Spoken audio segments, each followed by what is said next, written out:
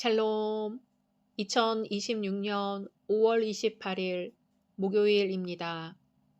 기도하겠습니다.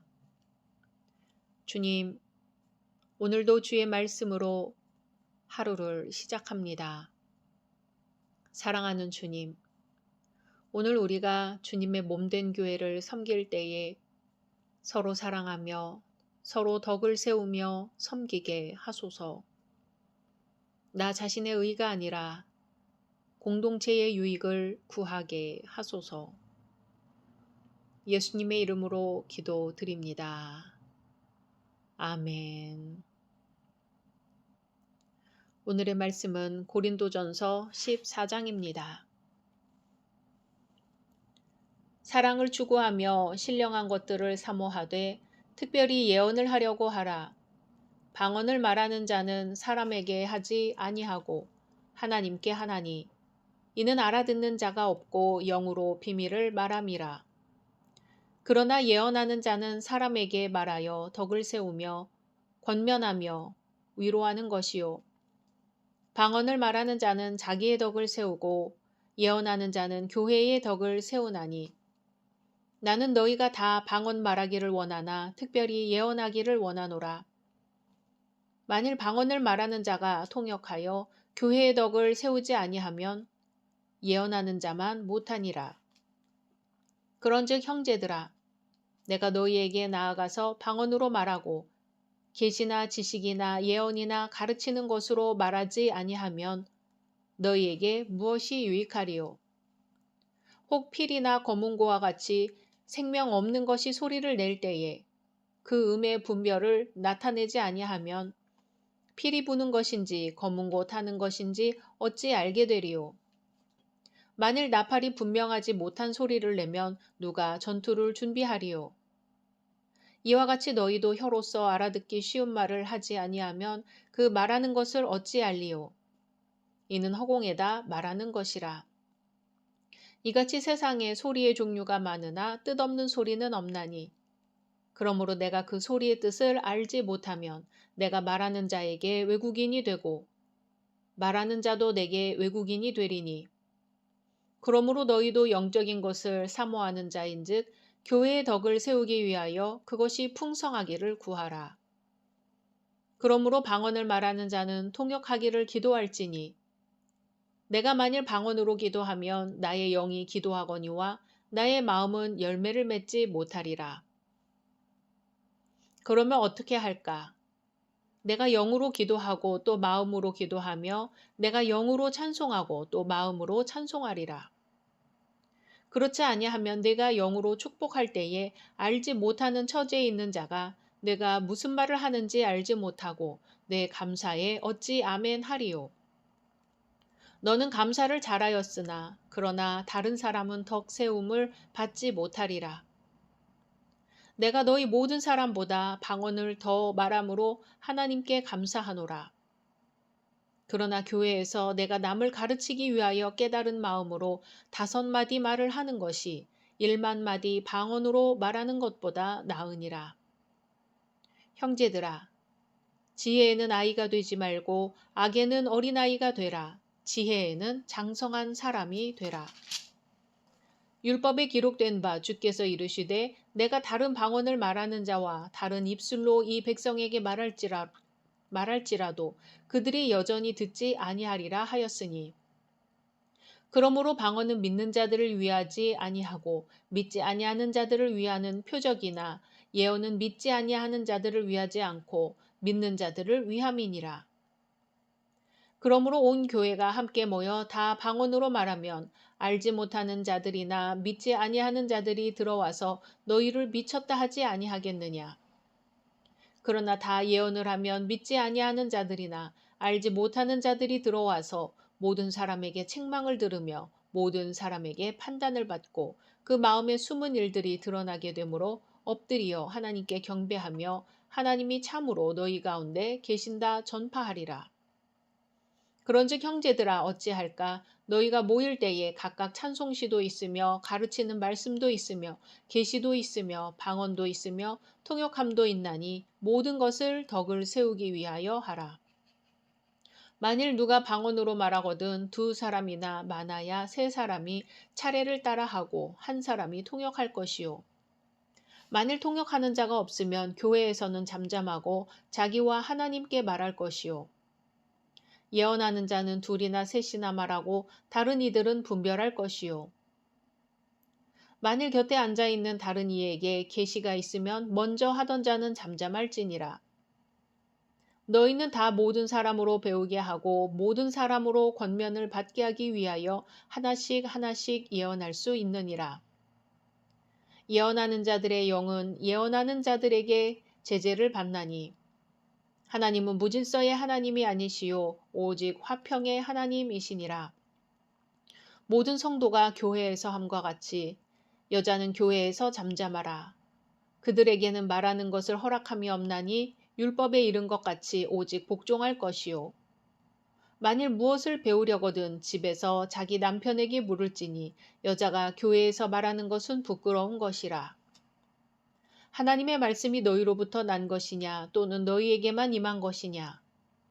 만일 누구든지 자기를 선지자나 혹은 신령한 자로 생각하거든 내가 너희에게 편지하는 이 글이 주의 명령인 줄 알라.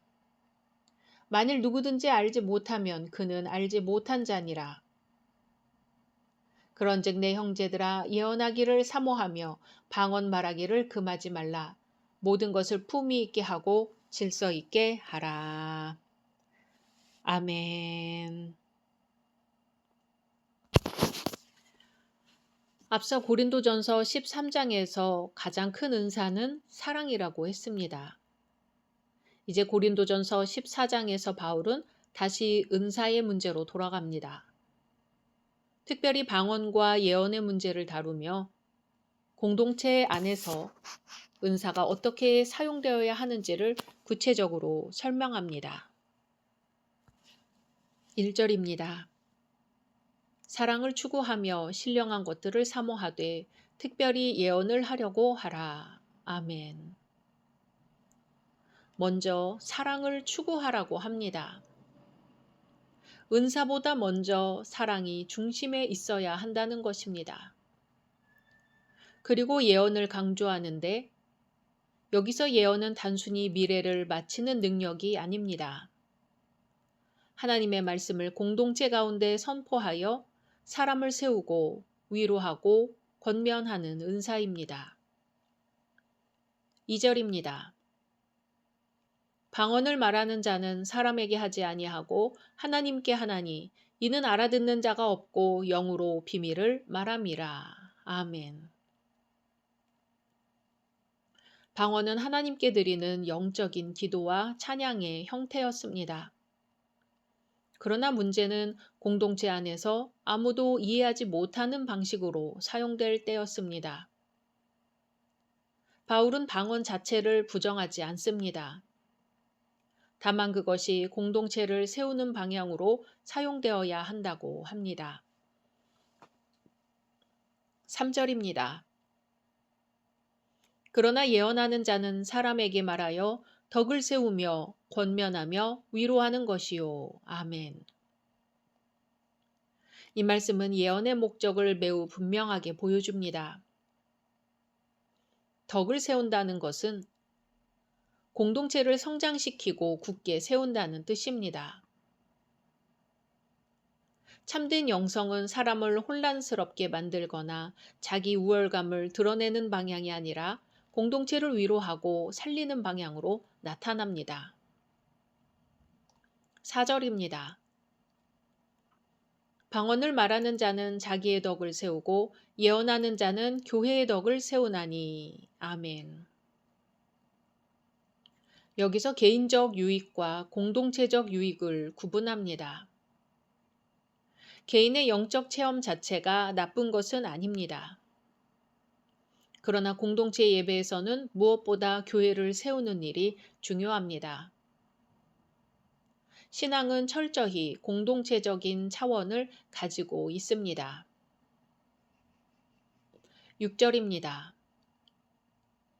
그런즉 형제들아 내가 너희에게 나아가서 방언으로 말하고 계시나 지식이나 예언이나 가르치는 것으로 말하지 아니하면 너희에게 무엇이 유익하리요. 아멘. 바울은 이해할 수 있는 말의 중요성을 말합니다. 복음은 신비한 체험 자체보다 사람들이 듣고 깨닫고 변화될 수 있도록 전해져야 합니다. 하나님은 이해를 통해 역사하십니다. 12절입니다. 그러므로 너희도 영적인 것을 사모하는 자인즉 교회의 덕을 세우기 위하여 그것이 풍성하기를 구하라. 아멘. 은사를 구하는 목적이 자기 영광이 아니라 공동체의 유익이어야 한다는 것입니다. 20절입니다. 형제들아 지혜에는 아이가 되지 말고 악에는 어린아이가 되라. 지혜에는 장성한 사람이 되라. 아멘.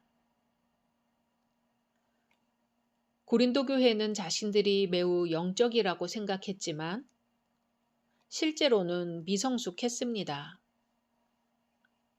바울은 감정적 열광 자체를 성숙으로 여기지 말라고 합니다. 참된 성숙은 사랑과 질서 속에서 공동체를 세워가는 데 있습니다. 33절입니다. 하나님은 무질서의 하나님이 아니시오 오직 화평의 하나님이시니라. 아멘. 성령의 역사는 혼란과 경쟁을 만들어내지 않습니다. 하나님은 화평과 질서를 통해 공동체를 세우십니다.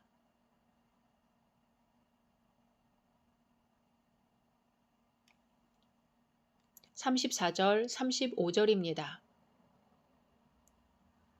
여자는 교회에서 잠잠하라. 그들에게는 말하는 것을 허락함이 없나니 율법에 이른 것 같이 오직 복종할 것이요. 만일 무엇을 배우려거든 집에서 자기 남편에게 물을지니 여자가 교회에서 말하는 것은 부끄러운 것이라. 아멘. 이 말씀은 오랫동안 논쟁이 되어 온 본문입니다. 문자적으로만 읽으면 여성의 모든 말과 사역을 금지하는 것처럼 보이기 때문입니다. 그러나 이 구절은 반드시 고린도전서 전체의 흐름 속에서 함께 읽어야 합니다. 이미 앞선 11장 5절에서 바울은 여성이 교회 안에서 기도하고 예언한다는 사실 자체를 인정하고 있기 때문입니다. 그래서 많은 신약학자들은 이 말씀을 여성 전체에 대한 절대적 침묵 명령이라기보다 당시 고린도 교회의 혼란스러운 예배 상황 속에서 주어진 목회적 권면으로 이해합니다. 바울의 핵심 관심은 예배 가운데 질서와 공동체의 덕을 세우는 데 있었습니다. 실제로 12장에서 14장까지 전체에서 바울은 모든 은사와 말이 공동체를 세우는 방향으로 사용되어야 한다고 반복해서 강조합니다.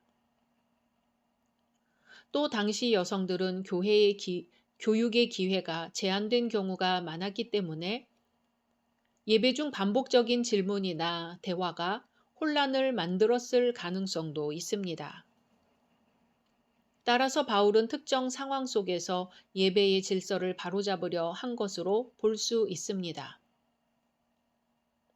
무엇보다 바울은 다른 말씀에서 남자나 여자나 다 그리스도 예수 안에서 하나라고 선포했고, 실제로 많은 여성 동역자들과 함께 사역했습니다. 그러므로 이 본문은 여성을 배제하는 말이라기보다 공동체 안에서 서로를 존중하며 하나님을 드러내는 예배를 이루라는 권면으로 이해하는 것이 중요합니다. 39절, 40절입니다. 그런즉 내 형제들아 예언하기를 사모하며 방언 말하기를 금하지 말라. 모든 것을 품위 있게 하고 질서 있게 하라. 아멘. 바울은 은사를 억압하지도 않고 무질서하게 방치하지도 않습니다. 성령의 자유와 공동체의 질서가 함께 가야 한다고 말합니다. 성령의 역사와 공동체적 사랑이 함께 드러나야 합니다. 사랑하는 열린 성도 여러분, 고린도전서 14장은 은사와 예배의 목적이 무엇인지를 보여줍니다. 하나님께서 주신 모든 은사는 자기 자랑을 위한 것이 아니라 공동체를 세우고 하나님을 드러내기 위한 것입니다. 오늘 이 말씀을 통해 우리가 은사를 교회를 섬기기 위해 사용하고 예배 가운데 질서와 사랑을 함께 이루며 살아가기를 주님의 이름으로 축원합니다. 각자 기도하신 후 주기도문으로 마치겠습니다.